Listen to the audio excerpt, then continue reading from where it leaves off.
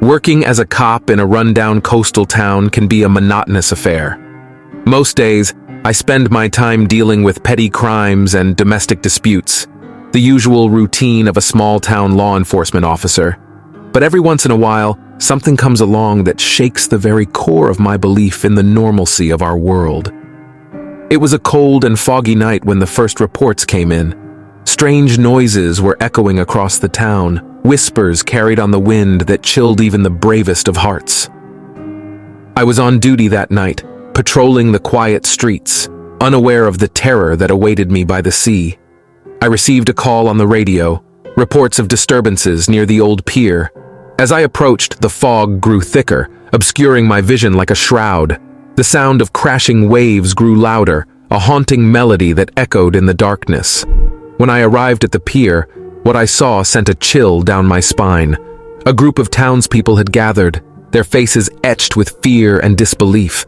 They pointed towards the sea, their fingers trembling as they struggled to find the words to describe what they had witnessed. "It's out there, in the water," one of them managed to stammer, his eyes wide with terror. I followed their gaze, peering into the abyss that was the ocean, and then I saw it. A shape moving just beneath the surface, a shadow that seemed to defy the laws of nature. It moved with a purpose, a sinister grace that sent a shiver down my spine. I ordered everyone to step back, my hand hovering over my gun as I tried to comprehend what I was seeing. The sea was alive with movement, as if some ancient force had been awakened, something that had been slumbering beneath the waves for centuries. As I watched, the shape grew larger, its form becoming more defined, and then it breached the surface, a creature that defied all reason and logic. Its body was a grotesque fusion of scales and tentacles, its eyes gleaming with a malevolent intelligence. It let out a haunting cry, a sound that sent waves of dread crashing over me. Panic swept through the crowd, and I struggled to maintain order.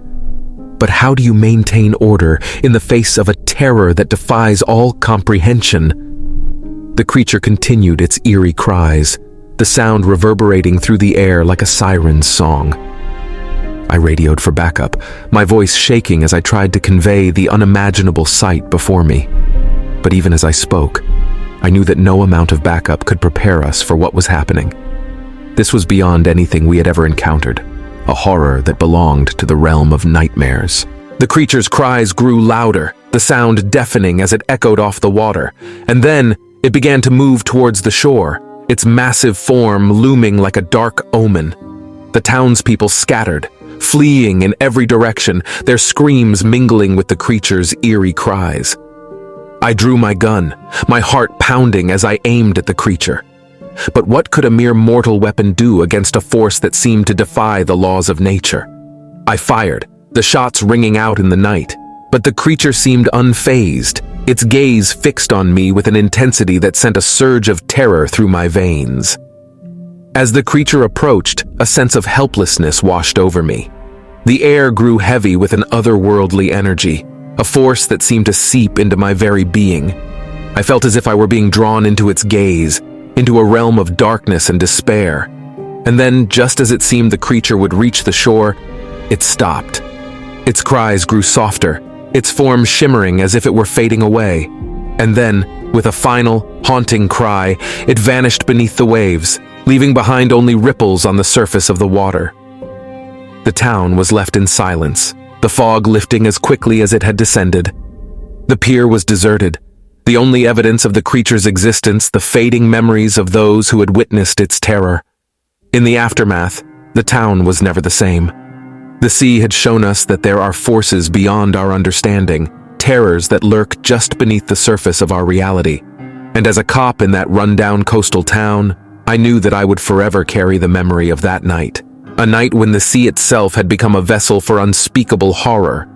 A night when the boundary between the known and the unknown had been shattered, leaving us to grapple with the terrifying truth that the world is far more complex and mysterious than we could ever comprehend.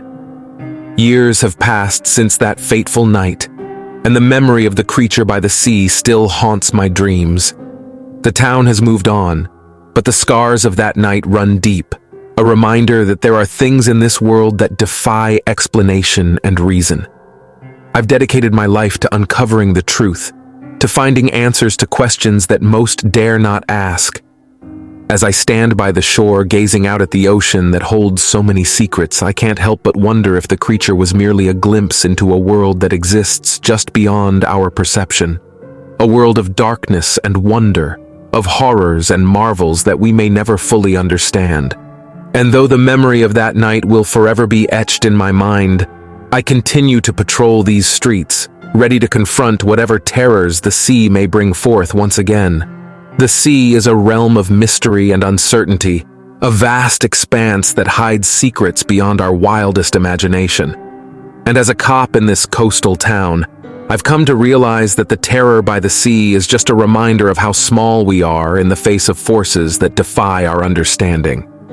I patrol these streets with a renewed sense of purpose, knowing that there are things out there that we may never comprehend, and that sometimes the best we can do is face the unknown with courage and determination, hoping that we can keep our town safe from the horrors that lurk just beyond the shore.